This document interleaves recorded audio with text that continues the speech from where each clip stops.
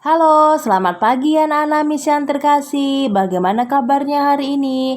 Miss berharap semua dalam keadaan sehat ya nak. Nah, pagi ini kita kembali belajar tematik yaitu materi IPA kelas 4, tema 1 subtema 3 tentang sifat-sifat bunyi.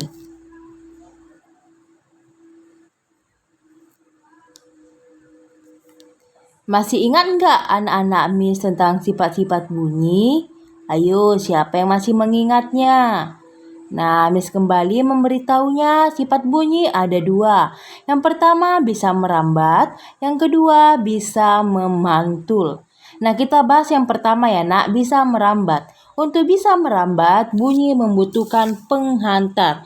Penghantar bunyi dapat berupa benda gas atau udara, yang kedua benda cair, yang ketiga benda padat.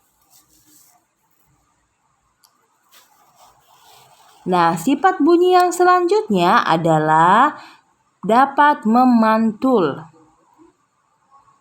Sebuah kelereng yang kita lempar ke dinding yang keras akan memantul. Begitu juga dengan bunyi.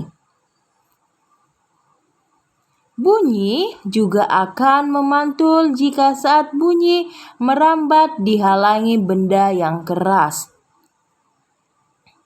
Seperti contohnya kayu, kaca, dinding, keramik, dan besi. Nah, Miss ingin bertanya, pernah nggak anak-anak Miss berteriak di lapangan? Bagaimana suaramu pada saat berteriak? Apakah terdengar jelas atau tidak? Kemudian, Miss ingin bertanya kembali, pernah tidak anak-anak Miss berteriak di kamar mandi? Nah, pada saat kamu berteriak, bagaimana suara yang kamu dengar? Apakah suaranya terdengar jelas atau tidak?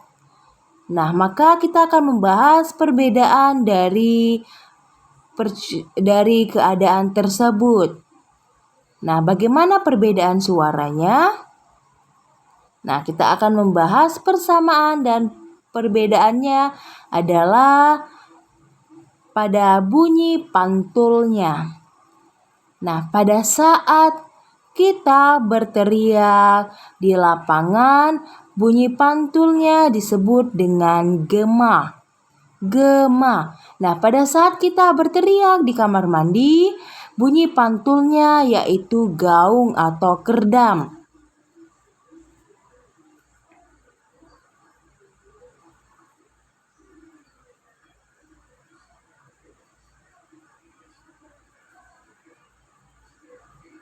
Nah, kita masuk lagi ke jenis-jenis bunyi pantul. Yang pertama ada gaung atau kerdam, yaitu bunyi pantul yang terdengar bersamaan dengan bunyi aslinya. Gaung dapat terjadi jika bunyi dipantulkan oleh dinding yang jaraknya dekat dengan sumber bunyi, sehingga sumber bunyi pantul berbunyi bersamaan dengan bunyi asli yang belum selesai diucapkan. Akibatnya suara menjadi tidak jelas terdengar. Nah, itulah dia dari si gaung atau kerdam. Nah, contohnya yaitu pada saat kita berteriak di kamar mandi, berteriak di dekat tebing, berteriak di dalam ruangan kosong. Nah, itulah contoh dari gaung atau kerdam.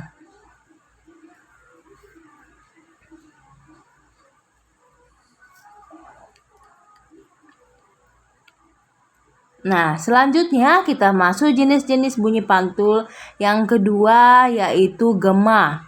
Gema yaitu bunyi pantul yang terdengar setelah bunyi asli.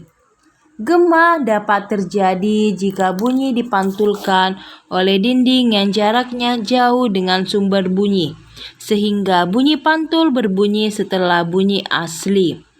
Sehingga bunyi pantul terdengar lengkap setelah bunyi aslinya. Nah, contoh dari gema yaitu pada saat kita berteriak di sawah yang dikelilingi oleh tebing atau pegunungan. maka bunyi pantul yang terdengar seperti bunyi aslinya. Kalau kita berteriak di sebuah sawah, contohnya atau hai, maka yang terdengar suaranya hai hai hai. Nah, seperti itu ya, Nak. Nah, yang kedua, pada saat kita berteriak di lapangan. Yang ketiga, pada saat kita berteriak di depan gua. Nah, selanjutnya kita akan bahas penyerapan atau perendam bunyi.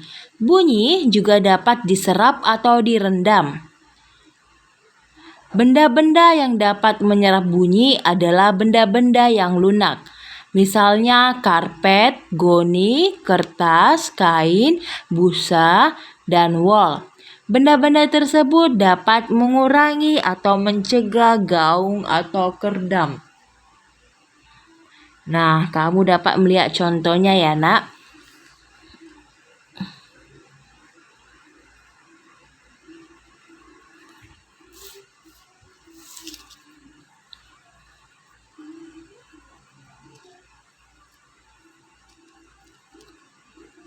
Nah, ternyata anak-anak Miss yang terkasih, saat kita mengetahui apa itu gema, tentunya gema juga memiliki manfaat loh. Yang pertama, untuk mengetahui jarak suatu kapal dengan kapal yang lainnya. Manfaat yang kedua, untuk mengetahui kedalaman suatu goa. Yang ketiga, untuk mengetahui kedalaman laut. Nah, terima kasih sudah menyimak dan tetap semangat pada pembelajaran hari ini. Salam Ima Gode.